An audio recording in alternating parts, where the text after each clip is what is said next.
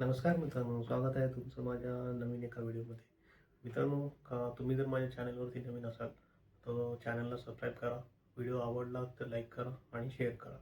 तर मित्रांनो, आज मी तुम्हाला एक रिअल स्टोरी सांगणार आहे, जे की कारच्या सर्व्हिस आहे. ज्यावेळेस तुम्ही कार सर्व्हिसला देताय त्यावेळेस जे काही गोष्टी असतात त्याबद्दल मी आज तुम्हाला बोलणार आहे. की ज्यावेळेस आपण सिटीमध्ये राहतो. सिटीमध्ये आजकाल लोकांना वेळ खूप कमी आहे. वेळ कमी असल्यामुळं आपण काय करतो, की कोणत्याही अनोळखी व्यक्तीवर विश्वास ठेवतो आणि आपण ते काम त्याला देऊन टाकतो.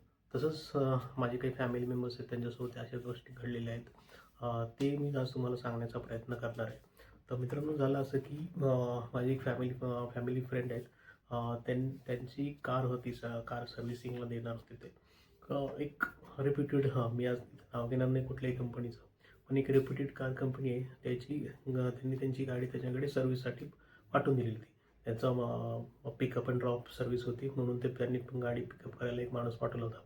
ती गाडी त्यांनी त्या माणसाकडे जे काही आपले नॉर्मल चेकिंग असतात, जे व्हिडिओ काढणे, फोटोज काढणे, मीटर रिडिंगचे फोटोज घेणे, हे सगळं त्यांनी करून त्या मेकॅनिककडे गाडी पाठवून दिली. तर मग आणि नंतर ती गाडी वापस पण आली त्यांच्याकडे. जशी कंडिशन होती त्यांनी चेक केली, तशीच्या तशी ती गाडी चेक आली. त्यांनी खूप दिवस गाडी चालवली पण. त्यांना एक प्रॉब्लेम आला नंतर.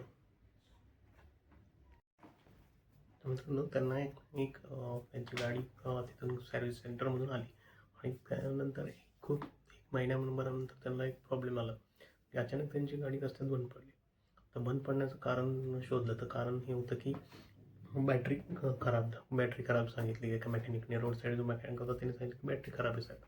तो माझे जे फ्रेंड्स त्यांनी म्हणले की मी आत्ताच नवीन गाडी घेतली, गाडीची बॅटरी खराब कशी असू शकते.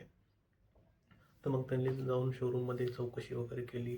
सर्व सांगितलं की असं माझ्यासोबत हे घडलेलं आहे, ते घडले, सगळं सांगितलं. त्याच्यावरती शोरूमवाल्याने त्यांना काहीच रिप्लाय नाही दिला. तर ती गोष्ट अशी झाली होती मित्रांनो, की ज्यावेळेस त्यांनी गाडी त्यांची सर्व्हिसिंगला दिली होती, तर ती गाडी त्यांनी सर्व्हिसिंगला दिली आणि वापस पण आली सर्व्हिसिंगमध्ये. पण त्यांनी चेक पण केली, पण त्यांनी फक्त कॉस्मेटिक रनिंग हे हे जे त्यांनी चेक केलं. मधलं बोनेटच्या खाली त्यांनी काही चेकच नाही केलं. आणि प्रॉब्लेम आला होता की जी नवीन बॅटरी होती ती काढून घेण्यात आली होती आणि जुनी बॅटरी त्याच्यात टाकली होती. मग त्यांनी शोरूममध्ये जाऊन तांडव केला, तरी काही नाही. CCTV चेक केले तरी काही नाही भेटलं त्यांना. अखेर शेवटी त्यांनी स्वतः बाहेरून बॅटरी टाकलेली गाडीची. हे नवीन गाडीला जुनी बॅटरी कशी येऊ शकते हा प्रश्न त्यांनी उपस्थित पण केला, पण कोणी ऐकून घ्यायला तयारच नाही. तर मग त्यांनी काय केली, एक ट्रिक केली की नंतर त्यांची वाईफची गाडी ती त्यांनी सर्व्हिसिंगला दिली. आणि त्यांनी ती गाडी इतकी चेक केली.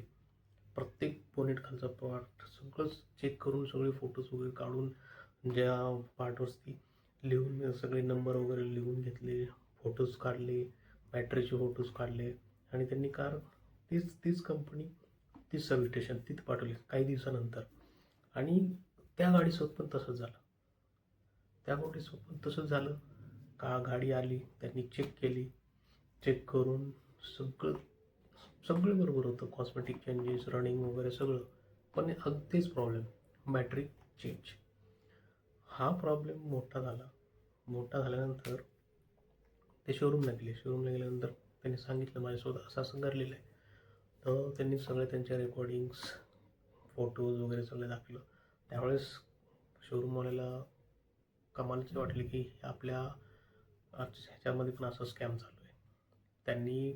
त्यांना नवीन बॅटरी दिली, पण ती गोष्ट काही अजून त्यांनी सापडली नाही आहे. ते कोणी केली, काय केली, कसं केली हे अजून पण माहिती नाही. ही गोष्ट माझ्या फ्रेंडसोबत झाली होती, फॅमिली फ्रेंडसोबत. त्यांनी मला सांगितली होती. मग मला ते काही तेवढी डेअरिंग झाली नाही की मी कुणाकडे गाडी आपली सोडून सर्व्हिसिंगला देऊ. सकाळी येतील ते संध्याकाळी घेऊन पण येतील, एवढी डेअरिंग माझ्यात पण झाली नाही. ज्यावेळेस मला माझ्या गाडीची सर्व्हिसिंग करायची असते, मी टाईम काढतो, वेळ काढतो, गाडी माझी स्वतः मी घेऊन जातो, डोळ्यासमोर गाडीची सर्व्हिसिंग करतो आणि मगच मी गाडी माझी वापस घेऊन येतो त्यांच्या डोळ्यासमोर जे काय आहे ते. पण मी असं कधीच आहे ना पिकअप अँड ड्रॉपमध्ये माझी गाडी दिलेली नाही आहे. शक्यतो मित्रांनो पिकअप अँड ड्रॉपमध्ये गाडी तुम्ही चेक करून देत जा. चेक केल्यानंतरची आणि वापस ज्यावेळेस येते त्यावेळेस पण सगळी गाडी पॉईंट टू पॉईंट चेक करत जा. कारण आजकाल खूप स्कॅम होत चाललेले आहेत की आपल्याला वेळ नसतो, वेळ नाही म्हणून आपण गाडी देऊन टाकतो. थोडेसे कॉस्मेटिक चेंजेस वगैरे रनिंग वगैरेचे फोटो काढतो आणि गाडी आपण देऊन टाकतो. पण रिअल गेम मित्रांनो तिथंच होतो. त्यांना माहीत असतं की कुठे छेडछाड करायची हे त्यांना सर्वांना माहीत असतं. काय काय चेक करून घेतलं आणि काय चेक नाही करून घेतलं हे त्यांना माहिती असतं. तर मित्रांनो जेव्हा कधी तुम्ही गाडी तुमची सर्व्हिसला पाठवताल, पिकअप अँड ड्रॉप घेताल, तर त्यावेळेस गाडी तुमची पूर्णतः चेक करून घ्या आणि सर्व्हिसिंग वापस आल्यानंतर पण तुम्ही चेक करा. आणि शक्यतो मी तर तुम्हाला म्हणेल की तुम्ही गाडीची सर्व्हिसिंग स्वतः जाऊन तुम्ही डोळ्यासमोर करून घ्या. हेच आपल्यासाठी खूप चांगलं असेल. कारण एक नंतर काय होतं, मनस्ताप होतो माणसाला. रोज चक्कर मारणे, जाणे. ठीक आहे, तुम्ही तिथं गेले तुम्हाला लगेच हे करून देणार नाहीत की सर तुम्ही आमच्याकडून चुकी झालेली तुम्ही घ्या. तुम्हाला नंतर वारंवार बोलतील सर आम्ही CCTV चेक करतो, हे करतो, ते करतो. हे तुमचा मनस्ताप वाया जाईल, वेळ वाया जाईल. तर त्याच्यापेक्षा आहे ना, एक दिवस सुट्टी काढून तुम्ही तुमच्या गाडीची सर्व्हिसिंग करा किंवा सॅटर्डे संडेमध्ये तुम्ही करू शकता आणि आपल्या डोक्याचा मनस्ताप वाचू शकता.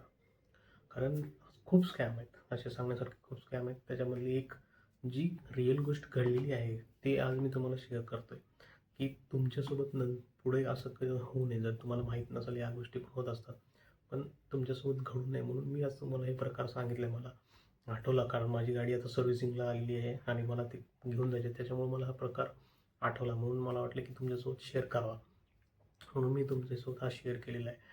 मित्रांनो, जर तुम्हाला हा व्हिडिओ आवडला असेल तर नक्की लाईक करा, चॅनलला सबस्क्राईब करा मित्रांनो प्लीज.